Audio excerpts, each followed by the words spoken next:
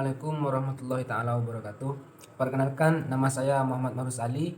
Di sini saya sebagai moderator yang akan membacakan susunan-susunan materi yang akan dipaparkan oleh kelompok kami tentang keseimbangan ekonomi dua faktor. Baik, langsung saja saya akan membacakan kelompok atau nama-nama kelompok kami yang akan menjelaskan pemateri yang pertama, yaitu Vera Masitoh Nur Azizah, terus yang kedua Sofia Nazihah, dan yang ketiga Muhammad Marus Ali, saya sendiri, dan yang terakhir Julia Puspita Andriani. Mungkin langsung saja saya pasrahkan kepada pemateri pertama untuk menyampaikan materinya. Assalamualaikum warahmatullahi wabarakatuh. Perkenalkan, nama saya Vera Masitoh Nur Azizah, NIM 1907211000072. Di sini saya akan jelaskan mengenai pengertian perekonomian dua sektor serta hubungan antara konsumsi dan pendapatan. Baiklah, yang pertama saya akan jelaskan mengenai pengertian perekonomian dua sektor. Perekonomian dua sektor adalah perekonomian yang terdiri dari sektor rumah tangga dan sektor perusahaan. Hal ini berarti dalam perekonomian dua sektor, dimisalkan tidak terdapat kegiatan pemerintah maupun perdagangan luar negeri. Dalam perekonomian dua sektor, tidak terdapat pajak dan pengeluaran pemerintah. Bukan hanya itu, perekonomian dua sektor juga tidak melakukan perdagangan luar negeri, yaitu tidak melakukan kegiatan ekspor dan impor. Dalam perekonomian dua sektor, sumber pendapatan yang diperoleh oleh rumah tangga adalah dari perusahaan. Pendapatan ini berupa gaji, upah, sewa, bunga, dan keuntungan yang sama nilainya dengan pendapatan nasional. Oleh karena itu, pemerintah tidak memungut pajak, maka pendapatan nasional atau Y adalah sama dengan pendapatan disposable, atau bisa dimisalkan Y sama dengan YD. Pendapatan yang digunakan oleh rumah tangga akan digunakan untuk dua tujuan, yaitu untuk pengeluaran konsumsi dan untuk ditabung. Tabungan ini akan dipinjamkan kepada penanam modal atau investor, dan akan digunakan untuk modal, untuk membeli barang-barang seperti mesin, bahan baku, peralatan produksi, dan untuk mendirikan bangunan pabrik atau bangunan kantor. Ciri-ciri aliran pendapatan dua sektor. Yang pertama yaitu sektor perusahaan menggunakan faktor-faktor produksi yang dimiliki oleh rumah tangga. Faktor-faktor produksi tersebut memperoleh pendapatan berupa gaji dan upah, sewa, bunga, dan keuntungan. Yang kedua, sebagian besar pendapatan yang diterima rumah tangga akan digunakan untuk konsumsi, yaitu untuk membeli barang-barang dan jasa yang dihasilkan oleh sektor perusahaan. Yang ketiga, sisa pendapatan rumah tangga yang tidak digunakan untuk konsumsi akan ditabung dalam institusi keuangan. Dan yang terakhir, pengusaha yang akan melakukan investasi akan meminjam rumah tangga yang dikumpulkan oleh institusi-institusi keuangan. Yang kedua yaitu hubungan antara konsumsi dan pendapatan. Terdapat beberapa faktor yang menentukan antara tingkat pengeluaran rumah tangga secara unit kecil atau dalam keseluruhan ekonomi. Yang terpenting dalam perekonomian dua sektor adalah pendapatan rumah tangga. Tabel yang menggambarkan hubungan di antara konsumsi rumah tangga dan pendapatannya dinamakan daftar atau schedule konsumsi. Daftar konsumsi pada dasarnya menggambarkan besarnya konsumsi rumah tangga pada tingkat pendapatan yang berubah-ubah. Misalnya, pada waktu pendapatan seseorang 500.000, konsumsinya adalah 500.000. Dan pada waktu pendapatannya 900.000, konsumsinya yaitu 800.000.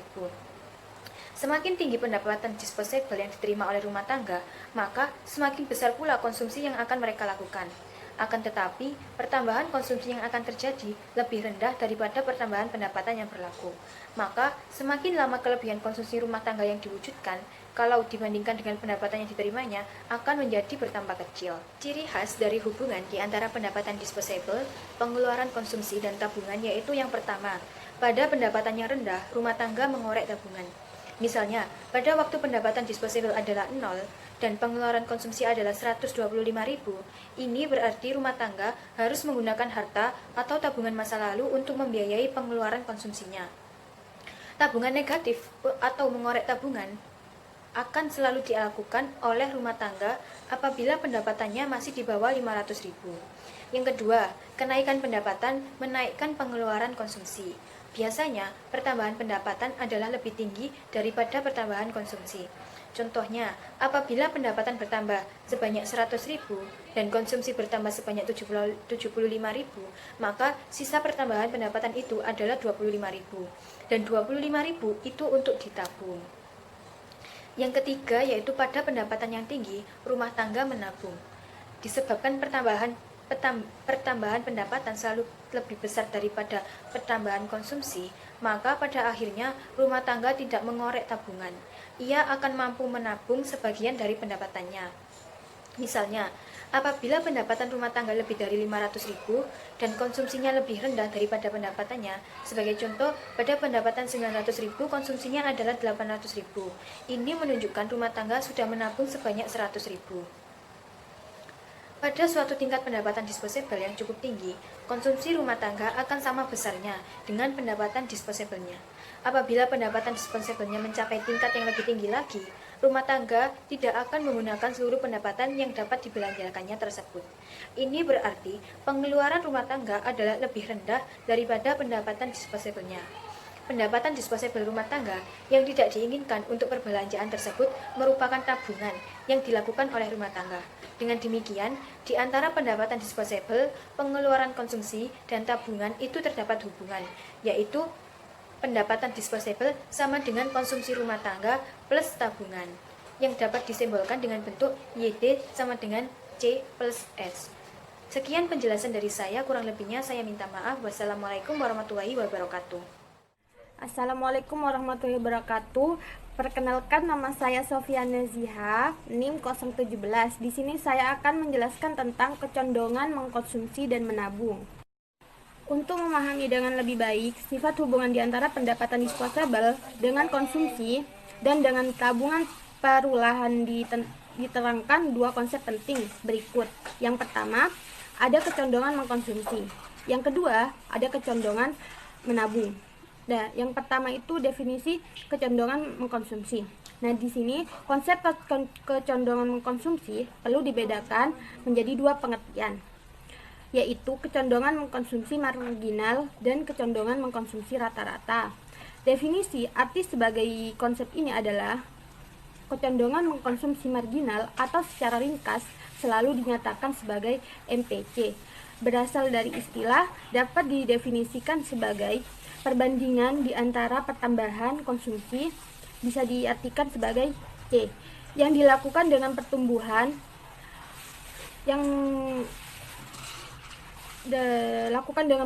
pendapatan disabel, dan dapat diartikan sebagai Y, yang diperoleh nilai MPC dapat dihitung dengan menggunakan formula atau MPC. Yang kedua, ada kecondongan mengkonsumsi. Kecondongan mengkonsumsi rata-rata atau secara ringkas selalu dinyatakan sebagai APC. Berasal dari istilah dapat didefinisi sebagai pertandingan di antara tingkat konsumsi yang dapat di tingkat pendapat disposable ketika konsumsi tersebut dilakukan. Nilai APC dapat dihitung menggunakan formula APC sama dengan C. Dan selanjutnya saya akan menjelaskan tentang definisi kecondongan menabung. Nah, konsep kecondongan menabung juga perlu dibedakan menjadi dua istilah, kecondongan menabung marginal dan kecondongan rata-rata. Definisi masing-masing konsep tersebut adalah seperti yang diterangkan di bawah ini. Yang pertama, ada kecondongan menabung marginal. Nah, atau secara ringkas MPS, marginal propensity to save, dapat didefinisikan sebagai perbandingan di antara pertambahan tabungan dengan pertambahan pendapatan disposable.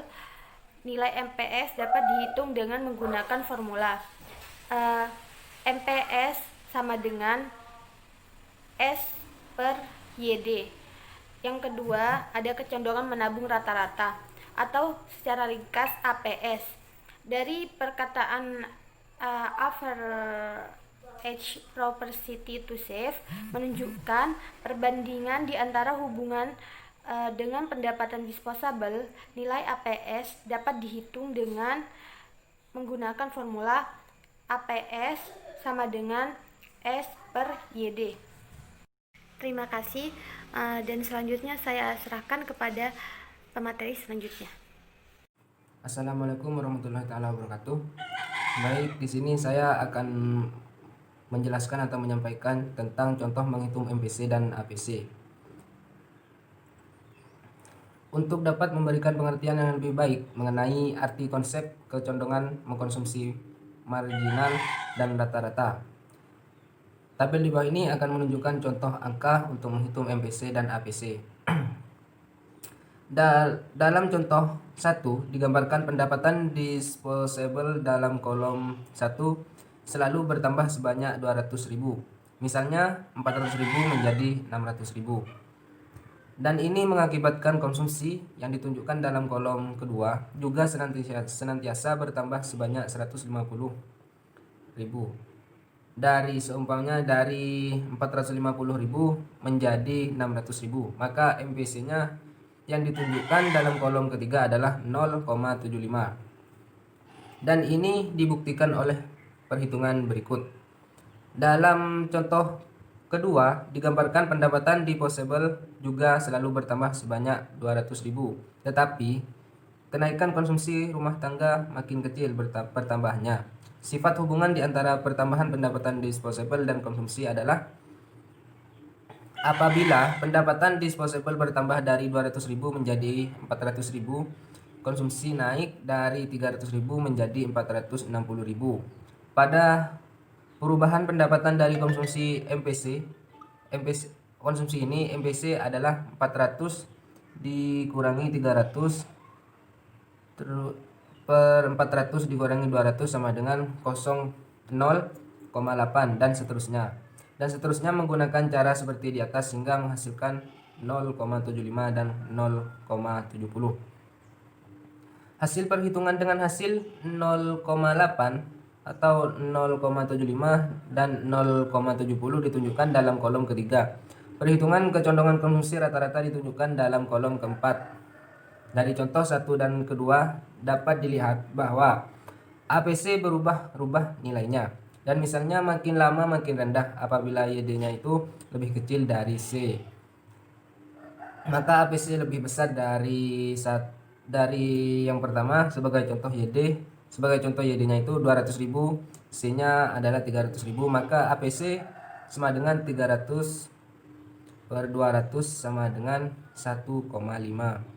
Dan apabila YD-nya lebih besar dari C, sebagai contoh pada YD-nya itu 800.000, C-nya adalah 750.000, maka APC-nya 750 atau 800 sama dengan 0,9375. Maka APC lebih kecil dari ke-1 atau yang pertama. Terus definisi kecondongan menabung. Konsep kecondongan menabung juga perlu dibedakan kepada dua istilah, kecondongan menabung marginal dan kecondongan rata-rata. Definisi masing-masing konsep tersebut adalah seperti yang diterangkan di bawah.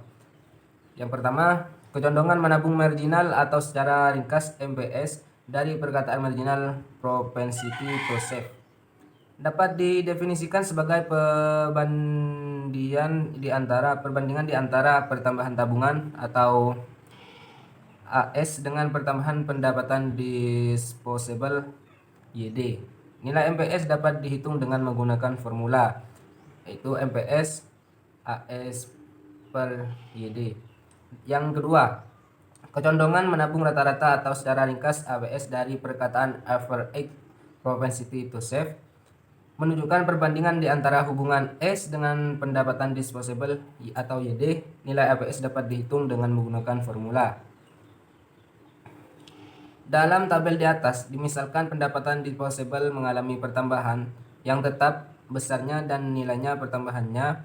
Pendapatan disposable mengalami pertambahan yang tetap besarnya dan nilai perubahannya adalah 200.000. Nilai pendapatan disposable adalah nilai seperti digunakan oleh tabel sebelumnya pada kecondongan mengkonsumsinya. Sedangkan tabungan adalah seperti yang telah ditunjukkan oleh tabel di atas, yaitu tabungan bertambah sebanyak 50.000 apabila pendapatan disposable bertambah 200.000. Maka dalam contoh 1 APC adalah 50.000 per 200.000 sama dengan 0,25. Terus apabila pendapatan disposable bertambah dari 200.000 menjadi 400.000, tabungan berubah dari 100.000 menjadi 60.000. Maka MPS 600 dikurangi 100 per 400 dikurangi 200 sama dengan 40 per 200 atau sama dengan 0,20. Dan seterusnya menggunakan cara tersebut hingga menghasilkan 0,25 dan 0,30. Situ. Terus fungsi konsumsi dan tabungan. Di sini saya akan menjelaskan fungsi konsumsi dan tabungan. Seperti telah dinyatakan sebelumnya, dalam analisis makroekonomi yang lebih penting bukanlah melihat konsumsi dan tabungan sesuatu rumah tangga, tetapi melihat kepada konsumsi dan tabungan semua rumah tangga dalam perekonomian. Pengeluaran konsumsi dari semua rumah tangga dan perekonomian dinamakan seperti telah dinyatakan sebelum ini, konsumsi agregat dan tabungan semua rumah tangga dalam perekonomian dinamakan tabungan agregat. Untuk menunjukkan kelakuan rumah tangga dalam perekonomian dalam melakukan konsumsi dan tabungan, analisis makroekonomi selalu melihat ciri-cirinya dengan menghubungkan kedua variabel tersebut dengan pendapatan nasional. Berikut ciri-ciri konsumsi dan tabungan. Yang pertama, fungsi konsumsi adalah suatu kurva yang menggambarkan sifat hubungan di antara tingkat konsumsi rumah tangga dalam perekonomian dengan pendapatan nasional atau pendapatan disposable perekonomian tersebut. Terus yang kedua, fungsi tabungan adalah suatu kurva yang menggambarkan sifat hubungan di antara tingkat tabungan rumah tangga dalam perekonomian dengan pendapatan nasional atau pendapatan disposable perekonomian tersebut. Terus yang B, persamaan fungsi konsumsi dan tabungan. Fungsi konsumsi dan tabungan juga dapat digambarkan dengan kurva, juga dapat dinyatakan dengan dalam persamaan aljabar. Persamaan aljabar untuk fungsi konsumsi dan tabungan adalah seperti dinyatakan dalam persamaan yang dinyatakan di bawah ini. Yang pertama, fungsi konsumsi ialah C sama dengan A plus BY. Dan fungsi tabungan ialah S sama dengan A plus terus 1 B dan Y, di mana A adalah rumah tangga pada ketika pendapatan nasional adalah 0, B, dan 0, B adalah kecondongan konsumsi marginal. C itu adalah tingkat konsumsi dan Y adalah tingkat pendapatan nasional. Dan kalanya fungsi konsumsi dan tabungan menunjukkan hubungan di antara konsumsi atau tabungan dengan pendapatan disposable atau YD. Persamaan untuk hubungan seperti ini adalah fungsi konsumsi yang tadi itu C sama dengan A plus B BYD, fungsi tabungan S sama dengan A plus 1B dan Y. Terus yang C, penentu lain konsumsi dan tabungan. Uraian sampai tingkat ini menekankan peranan dan pendapatan rumah tangga sebagai faktor paling yang menentukan tingkat konsumsi dan tabungan. Uraian seperti itu didasarkan kepada pandangan Keynes yang berpendapatan tingkat konsumsi dan tabungan terutama ditentukan oleh tingkat pendapatan rumah tangga, walaupun pendapatan rumah tangga penting peranannya dalam penentukan konsumsi. Peranan faktor-faktor lain tidak dapat diabaikan di bawah ini. Diterangkan beberapa faktor lain yang mempengaruhi tingkat konsumsi dan tabungan rumah tangga. Yang pertama, kekayaan yang telah berkumpul, suku bunga, sikap berhemat, keadaan perekonomian, distribusi pendapatan, dan tersedia tidaknya dana pensiun yang mencukupi. Mungkin sekian dari saya. Kurang lebihnya saya mohon maaf. Wassalamualaikum warahmatullahi wabarakatuh. Assalamualaikum warahmatullahi wabarakatuh. Perkenalkan, saya Julia Puspita Andriani dengan NIM 147. Di sini saya sebagai pemateri terakhir yang akan membahas mengenai investasi. Di dalam subbab investasi ini terdapat poin-poin penting yang akan saya bahas, di antaranya yang pertama adalah arti investasi, yang kedua adalah penentu-penentu tingkat investasi, yang ketiga adalah investasi, keuntungan, dan suku bunga, yang keempat adalah tingkat pengembalian modal, dan yang terakhir adalah fungsi investasi. Baik, langsung saja ke pembahasan pertama, yaitu arti investasi. Jadi, investasi disebut juga dengan penanaman modal atau pembentukan modal, yang merupakan komponen kedua yang menentukan tingkat pengeluaran agregat. Istilah investasi dapat diartikan sebagai pengeluaran penanam modal atau perusahaan untuk membeli barang-barang modal dan perlengkapan-perlengkapan produksi untuk memenuhi kemampuan memproduksi barang-barang dan jasa yang tersedia di dalam perekonomian. Selanjutnya yaitu yang kedua, penentu-penentu tingkat investasi. Di dalam faktor-faktor utama yang menentukan tingkat investasi ini ada 6. Yang pertama adalah tingkat keuntungan yang diramalkan akan diperoleh. Yang kedua adalah suku bunga. Yang ketiga adalah ramalan mengenai keadaan ekonomi di masa depan. Yang keempat, kemajuan teknologi. Yang kelima, tingkat pendapatan nasional dan perubahan-perubahannya. Dan yang terakhir yaitu keuntungan yang diperoleh perusahaan-perusahaan. Bagaimana keenam faktor di atas mempengaruhi kegiatan investasi? Terlebih dahulu akan diperhatikan hubungan antara ramalan keuntungan yang akan diperoleh dengan suku bunga dan tingkat investasi. Sesudah itu akan diperhatikan faktor-faktor yang menentukan investasi. Selanjutnya yaitu investasi, keuntungan, dan suku bunga. Ramalan mengenai keuntungan di masa depan akan memberikan gambaran kepada para pengusaha mengenai jenis-jenis investasi yang mempunyai proyek yang baik untuk dilaksanakan, dan besarnya investasi yang harus dilakukan untuk mewujudkan tambahan barang-barang modal yang diperlukan.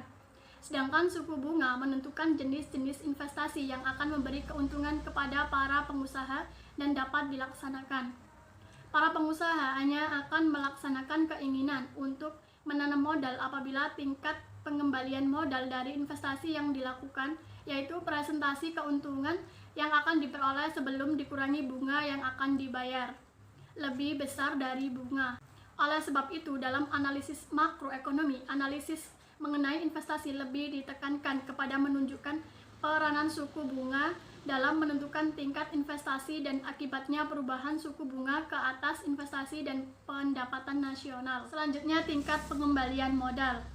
Tingkat pengembalian modal dengan cara lain untuk menentukan apakah suatu investasi tersebut menguntungkan atau malah merugikan dapat dilakukan dengan cara menghitung tingkat pengembalian modal dari investasi tersebut. Tingkat pengembalian modal dinyatakan dalam persen dan ia menggambarkan tingkat keuntungan rata-rata per tahun dari modal yang diinvestasikan. Untuk menghitung tingkat pengembalian modal dapat digunakan formula sebagai berikut. M sama dengan Y1 per 1 plus R ditambah Y2 per 1 plus R kuadrat ditambah Y3 per 1 plus R kubik sampai dengan YN per 1 plus RN.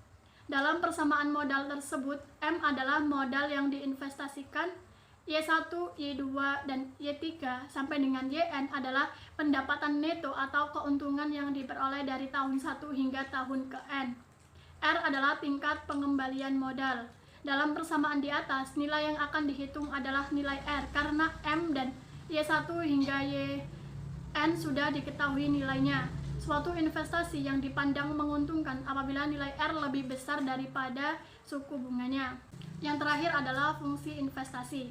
Kurva yang menunjukkan perkaitan di antara tingkat investasi dengan tingkat pendapatan nasional dinamakan dengan fungsi investasi. Fungsi investasi dapat dibedakan menjadi dua. Yang pertama, ia sejajar dengan sumbu datar, dan yang kedua adalah bentuknya naik ke atas ke sebelah kanan, yang berarti semakin tinggi pendapatan nasional, maka semakin tinggi investasi. Fungsi atau kurva investasi yang sejajar dengan sumbu datar dinamakan dengan investasi otonomi, dan fungsi investasi yang semakin tinggi apabila pendapatan nasional meningkat dinamakan dengan investasi terpengaruh. Dalam analisis makroekonomi biasanya dimisalkan bahwa investasi perusahaan bersifat investasi otonomi. Penentu-penentu investasi yang lain. Yang pertama itu ada ramalan keadaan perekonomian di masa depan. Yang kedua, perubahan dan perkembangan teknologi. Yang ketiga, efek pertumbuhan pendapatan nasional. Dan yang terakhir adalah keuntungan perusahaan. Penentu tingkat kegiatan ekonomi di sini ada 3. Yang pertama adalah dengan menggunakan contoh angka yang membandingkan pendapatan nasional dan pengeluaran agregat. Yang kedua, dengan menggunakan grafik yang menunjukkan kesamaan pengeluaran agregat dengan penawaran agregat dan kesamaan di antara investasi dalam dan tabungan. Yang terakhir, dengan menggunakan cara penentu secara aljabar. Selanjutnya adalah pendekatan aljabar untuk menentukan keseimbangan. Penentuan tingkat keseimbangan pendapatan nasional dengan menggunakan pendekatan aljabar dapat dilakukan dengan 2 cara. Yang pertama adalah Y sama dengan C plus I. Yang kedua adalah S sama dengan I. Perubahan keseimbangan dan multiplier. Yang pertama, suatu gambaran mengenai proses multiplier. Proses multiplier seperti telah diterangkan berlaku sebagai akibat perubahan dalam pembelanjaan agregat. Dalam contoh berikut dimisalkan, perubahan itu bersumber dari pertambahan investasi sebesar 10 miliar. Uraian di bawah ini menerangkan bagaimana pertambahan tersebut akan mengakibatkan kegiatan ekonomi dan pendapatan nasional. Yang kedua, peristiwa yang menimbulkan proses multiplier. Misalkan pengusaha meminjamkan dari bank-bank perdagangan atau bank umum untuk membiayai perluasan kegiatan yang dilakukan dalam berbagai perusahaan yang mereka miliki. Yang kedua, pembelian barang-barang modal yang baru, menggunakan pekerja-pekerja baru dan pembelian tambahan atas bahan-bahan mentah tersebut yang akan menaikkan pendapatan nasional. Yang terakhir, proses perubahan pendapatan masyarakat, pengeluaran konsumsi, dan selanjutnya pendapatan nasional akan terus berlangsung hingga tidak dapat lagi pertambahan pendapatan dalam masyarakat. Yang C, menentukan besarnya multiplier. Nilai multiplier menggambarkan perbandingan di antara jumlah pertambahan atau pengurangan dalam pendapatan nasional dengan jumlah pertambahan atau pengurangan dalam pengeluaran agregat yang telah menimbulkan perubahan dalam pendapatan nasional tersebut.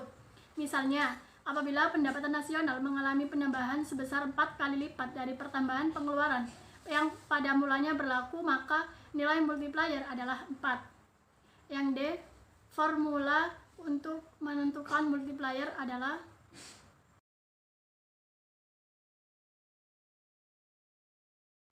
demikian materi yang dapat saya sampaikan, kurang lebihnya mohon maaf. Wassalamualaikum warahmatullahi wabarakatuh.